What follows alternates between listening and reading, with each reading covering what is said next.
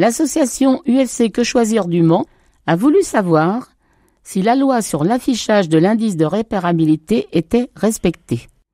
Du 18 mai au 1er juin 2024, une enquête a été réalisée dans des magasins de la Sarthe et sur des sites Internet.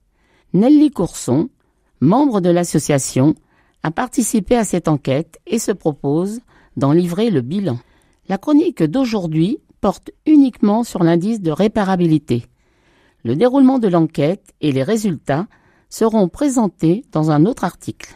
Indice de réparabilité, qu'est-ce que c'est ? Obligatoire pour un certain nombre de produits depuis le 1er janvier 2021, l'indice de réparabilité consiste en une note sur 10 visant à informer le consommateur sur le caractère plus ou moins réparable de ses achats.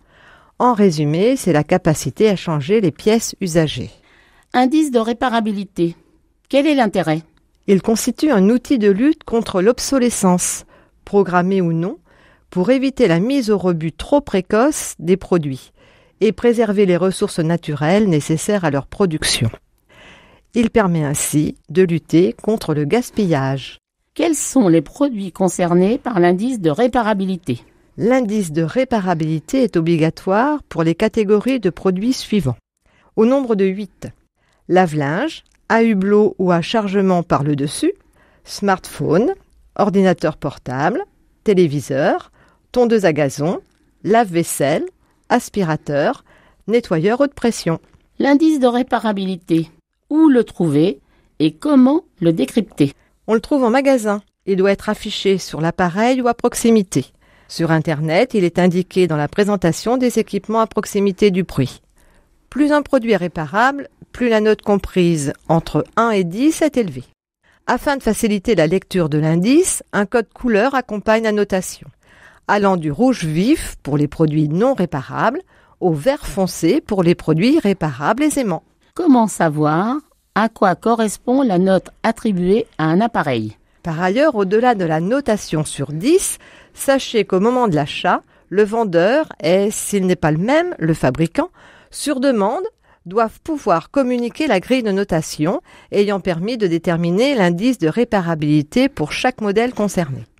L'acheteur peut ainsi prendre connaissance de la performance d'un produit dans chacun de ses critères évalués.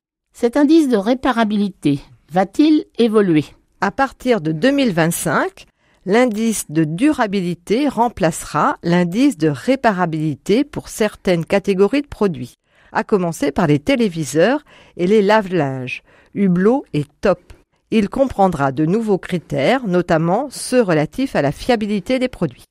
Merci Nelly pour ces explications. Pour rappel, une prochaine rubrique dévoilera le résultat de l'enquête effectuée dans plusieurs magasins du département sur le respect de l'obligation d'affichage et d'information concernant cet indice. Vous trouverez également des informations pratiques dans le mensuel Que Choisir, ainsi que sur le site internet sarthe.ufcquechoisir.fr.